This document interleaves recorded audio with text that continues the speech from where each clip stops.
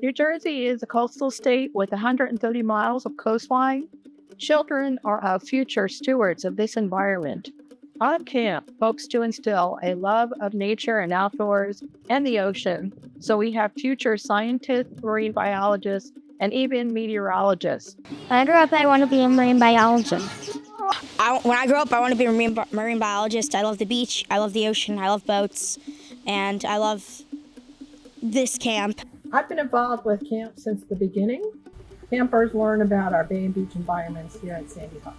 The coolest thing I learned, I think, has to be, wow, there's a lot of things.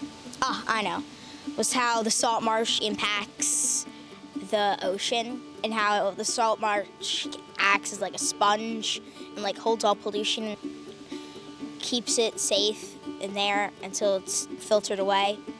The day's activities for camp are usually outside in the morning, hiking to a different location each day, with Tuesdays and Thursdays beach days. Afternoons are in the classroom with activities and experiments. I absolutely loved going seining, seeing what we were capturing within the nets and identifying what we were capturing. The coolest part of seining, I think, would probably be like finding the fishies and the jellyfish and the crabs.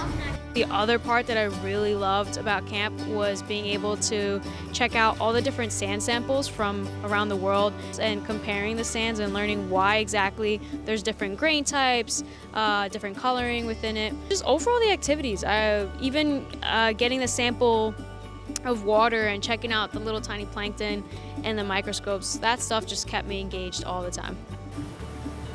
I think the special thing is that we're located within a national park. The actual name of the park is Gateway National Recreation Area, Sandy Hook, in the historic district of Fort Hancock, which is an old Army base. So marine science is taught along with history each day.